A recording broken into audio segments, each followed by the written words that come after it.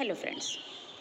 तो grammar videos की इस सीरीज़ में आज हम लोग सीखेंगे कि दो सेंटेंस को जोड़ करके एक सिंपल सेंटेंस कैसे बनाएं। और इसके लिए हमें बेसिक नॉलेज होनी चाहिए वर्ब की, फिनिट और नॉन फिनिट, क्योंकि दो सेंटेंस में दो वर्ब होंगे, उसमें से हमको एक गायब करके तभी हम एक सिंपल सेंटेंस बना पाएंगे। तो जिसने नहीं देखा है वो पहले जा करके कल का वीडियो देखें, तभी ये आज का उनको फ़ायदा करेगा ये वीडियो। चलो शुरू करते हैं। सर ने ये दो सेंटेंस सिंपल सेंटेंस को एक सिंपल सेंटेंस में कैसे जोड़ें, कैसे सिंथेसिस करें, ये इसमें हम लोग सीखेंगे। तो ये हम लोग पहला रूल इसमें वही है हमारा, यूजिंग पार्टिसिपल्स। पार्टिसिपल हम लोग डिटेल में पढ़ के आए। दो सेंटेंस हमारे पास होंगे, तो एग्जाम्पल के लिए हम ले रहे हैं, I went to garden, I plucked flower. मैं बगीचे में गई, मैंने फूल तोड़े। तो दोनों का सब्जेक्ट कॉमन है, तो सब्जेक्ट तो हम एक हटा ही सकते हैं। अब हमारे पास दो वर्ब बचे, बगीचे में गई वेंट और फूल तोड़े प्लग्ड। तो जो काम बाद में हो रहा होगा या इम्पॉर्टेंट होगा ज़्यादा, उसको हम मेन वर्ब को बचा के रखेंगे। जो पहले हुआ होगा या कम इम्पॉर्टेंट होगा, उसको हम उठा करके नॉन फिनिट पे चेंज कर देंगे। ठीक, तो बगीचे में गई ये पहले काम हुआ था, इसी को हम चेंज कर देंगे, जा करके कर देंगे। तो जा करके के लिए करके या करते हुए याद आ रहा है कुछ? Yes, present participle. करेंगे क्या? वेंट पास्ट टेंस है, इसकी हम फर्स्ट फॉर्म ले लेंगे। वर्ब की फर्स्ट फॉर्म में आईएनजी लगाना है ना, तो प्रेजेंट वाली फॉर्म ले लेंगे। वी वन क्या था? गो। गो में आईएनजी लगा लोगे, गोइंग, और बाकी आगे का ऑब्जेक्ट ले लोगे, गोइंग टू द गार्डन, और फिर आगे का सेंटेंस जोड़ दोगे, आई प्लग्ड फ्लावर्स। ठीक, समझ में आएगी बात? ये हो गया प्रेजेंट पार्टिसिपल। पास्ट पार्टिसिपल कैसे करेंगे? ये जहाँ पे एडजेक्टिव जैसा काम कर रहा होगा, I lost my pen, I found my pen. ठीक, तो मैंने अपना पेन खो दिया था, मुझे पेन मिल गया। कौन सा पेन मिला है? जो खो गया था। ठीक, तो ये एडजेक्टिव जैसा काम कर रहा है। तो जो पहले काम हो गया है उसको उठा करके हम एडजेक्टिव की तरह से रख देंगे, और जो बाद में हुआ है उसको मेन वर्ब बचा के रख लेंगे। I found my lost pen. पहले वाले सेंटेंस में से हम बस खाली लॉस्ट निकाल लेंगे। देखो बाकी सारी चीज़ कॉमन है, आई और पेन सब कॉमन है। ठीक, तो ये हो गया पास्ट पार्टिसिपल का इस्तेमाल। अब परफेक्ट पार्टिसिपल का, एक काम पूरा हो गया था, उसके बाद दूसरा करना है, तो यहाँ परफेक्ट पार्टिसिपल करेंगे। मैं घर पहुँचा, फिर मैंने खाना खाया। ठीक, तो दोनों में सब्जेक्ट सेम है, I reached home, I ate food. I common है, एक ले लेंगे मेन वर्ब के साथ। जो पहले काम हुआ है उसको हम परफेक्ट पार्टिसिपल में चेंज कर देंगे। और जब पार्टिसिपल करते हैं तो जनरली हम शुरुआत में ही उनका इस्तेमाल कर लेते हैं।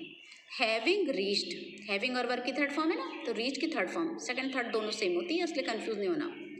Having reached home, I ate food. देखो एक ऐसा भी वर्ब ले लेते हैं जिसमें सेकंड थर्ड फॉर्म अलग है। I wrote letter, I posted it. मैंने एक पत्र लिखा, मैंने इसको पोस्ट कर दिया। पत्र लिखने के बाद मैंने इसे पोस्ट किया। ठीक, तो हैविंग रिटन, रोट था वहाँ पे वर्ब की सेकंड फॉर्म, हम इसको थर्ड बना लेंगे, क्योंकि हैविंग और वर्ब की थर्ड फॉर्म हमारी तभी पार्टिसिपल परफेक्ट पार्टिसिपल होती है। तो having written a letter, I posted it. ठीक, ये हमारा परफेक्ट पार्टिसिपल का इस्तेमाल हो गया। अब दूसरा रूल देखते हैं, यूजिंग इन्फिनेटिव। अब ये इन्फिनेटिव हम समझ गए थे कि टू और वी1, जिसका हिंदी में मीनिंग करने के लिए आ रहा है। एग्जाम्पल में एक सेंटेंस ले लेते हैं, give me a knife, I want to cut vegetables. मुझे एक चाकू दो, मैं सब्जी काटना चाहती हूँ। ठीक, या I have to cut vegetables, मुझे सब्जी काटनी है। तो बस जो काम बाद में होना है, सब्जी काटनी है, उसको हम बचा के रखेंगे, और उसको हम यहाँ पे, इसमें मीनिंग आ रहा है करने के लिए। देखो मुझे चाकू क्यों चाहिए? क्योंकि सब्जी काटना है, सब्जी काटने के लिए। तो give me a knife to cut vegetables. ठीक, यहाँ पे हमारा ये टू कट, ये हमने इसको इन्फिनेटिव का इस्तेमाल कर लिया है। Give me a knife, I want to cut vegetables, I have to cut vegetables. तो टू कट जो हमारा यहाँ पे, जहाँ पे देखो अगर हिंट दे रहे हैं कि वांट अगर दिखाई दे रहा हो, तो इसका मतलब वहाँ पे इन्फिनेटिव लगेगा, क्योंकि वो करने के लिए, चाहना कुछ होगा ना, करने के लिए, वहाँ पे हम इन्फिनेटिव का इस्तेमाल कर लेते हैं। अब देखो तीसरा थर्ड रूल, ये नॉमिनेटिव एब्सोल्यूट। ये पढ़ चुके हैं हम लोग, जो परफेक्ट पार्टिसिपल हमने पढ़ा था, एक काम पूरा होने के बाद दूसरा, उसी का इस्तेमाल यहाँ पर भी करेंगे। बस अंतर यहाँ पे क्या है कि दोनों के सब्जेक्ट अलग अलग हैं।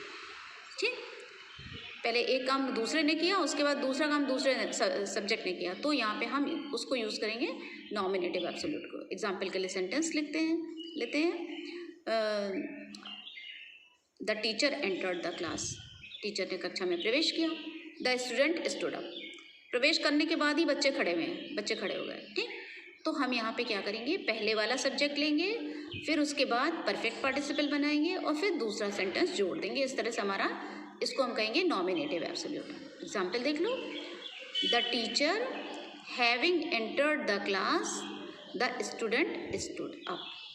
ठीक, तो ये हो जाएगा नॉमिनेटिव एब्सोल्यूट। अच्छा, जब पार्टिसिपल या परफेक्ट पार्टिसिपल नॉमिनेटिव एब्सोल्यूट का करते हैं, अगर एक सेंटेंस में वॉज वर यानी बी की फॉर्म आ रही हो तो उसमें हम आईएनजी बी में लगाते हैं, बीइंग, इज आर एम आ रहा हो। ठीक, I am hungry, I ate food, तो being hungry I ate food. ठीक, भूखे होने पर मैंने खाना खाया। ठीक है, तो आई एम को हमने बी में आईएनजी लगाया। ठीक है, अब बेसिक वर्ब उसकी निकाल करके बी में आईएनजी लगाते हैं, ये ध्यान रखना है। चलो अब फोर्थ रूल लेंगे, एपोजिशन केस। एपोजिशन माने बगल की पोजीशन। तो जब सब्जेक्ट या ऑब्जेक्ट के बारे में कुछ और बातें अगले सेंटेंस में कही गई हैं तो उनको हम अलग सेंटेंस पूरा ना लेकर के उसी के बगल में, नाउन या प्रोनाउन के बगल में ही, सब्जेक्ट ऑब्जेक्ट के बगल में ही हम कॉमा करके रख देते हैं। जैसे Kalidas was a great poet, Kalidas एक महान पोएट थे। ही रोड शाकुंतलम, उन्होंने शाकुंतलम लिखी, कविता लिखी, महाकाव्य शाकुंतलम। तो दोनों के बारे कालिदास के बारे में बता रहे हैं, तो हम कालिदास और जो उसके बाद लिंकिंग वर्ब आ रहा है, जनरली हम इसमें लोप कर देते हैं, गायब कर देते हैं। तो लोप जिसका कर रहे हैं वो जनरली हम लिंकिंग वर्ब का ही लोप करते हैं। ठीक है, जो मेन वर्ब वाला फॉर्मल है उसको बचा के रखते हैं। तो Kalidas comma a great poet wrote Shakuntalam. ठीक, ये इस तरह से हो जाएगा। अब इसके बाद नेक्स्ट एक हम इजी सा ले रहे हैं एडवर्ब का, using adverb.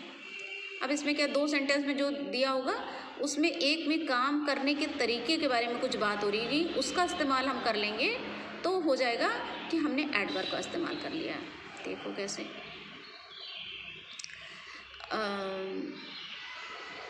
I completed my homework, I did it with great success. ठीक, इस तरह से कुछ भी होगा। I am definite about it, तो डेफिनेट या सक्सेस, इसका हम इन वर्ड्स का हम एडवर्ब बना लेंगे, सक्सेसफुली, डेफिनेटली। ठीक, I completed my homework successfully. ठीक, तो दूसरा सेंटेंस में से हम बस खाली सक्सेस उठा लेंगे, उसको एडवर्ब बना कर लेंगे। ये बहुत ही आसान तरीका है। अगला रूल भी देखो, ऐसे ही बहुत ही आसान सा है, यूजिंग एडजेक्टिव। दूसरे सेंटेंस में कोई चीज़ ऐसी होगी जो हमारे नाउन या प्रोनाउन के एडजेक्टिव की तरह से काम कर रही होगी, तो उसमें उस वर्ड को पिक कर लेंगे, बाकी सेंटेंस को छोड़ देंगे। जैसे I met a man, he was blind. दूसरे सेंटेंस में बस उस मैन के बारे में बता रहे हैं कि वो ब्लाइंड था, उसको उठा के हम ब्लाइंड को उठा करके पहले सेंटेंस में जहाँ मैन आया उसी के आगे लगा देंगे, हम एडजेक्टिव को नाउन के पहले लगाते हैं। ठीक, तो I met a blind man, इस तरह से हमारा एडजेक्टिव को यूज़ करके हो जा रहा है।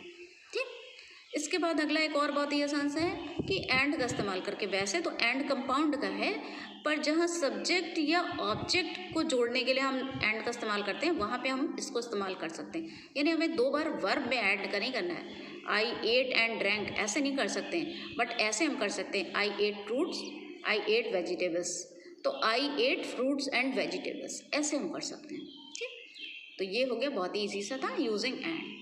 अब एक सबसे इम्पॉर्टेंट इसमें हम करेंगे, जो उसमें भी हमने सबसे लास्ट में पढ़ा था, जिरंड।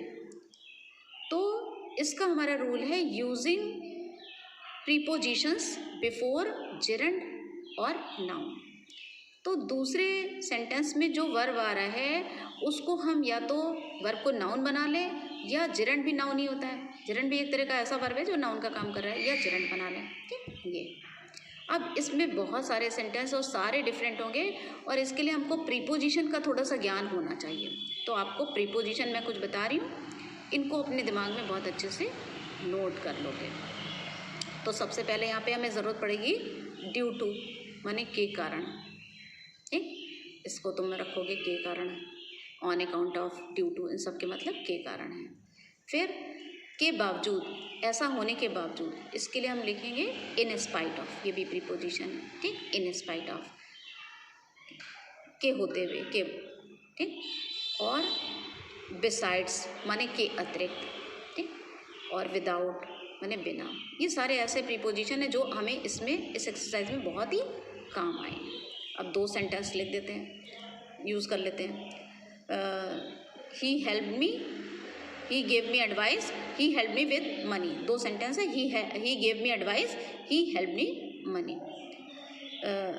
तो यहाँ पे 2 सेंटेंस है। एक कह रहा है कि उसने मेरी मदद, मुझे सलाह दी और उसने मुझे पैसे से मदद की।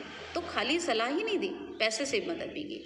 सलाह देने के अतिरिक्त, तो के अतिरिक्त यहाँ पे हम प्रीपोजिशन का प्रयोग कर लेंगे।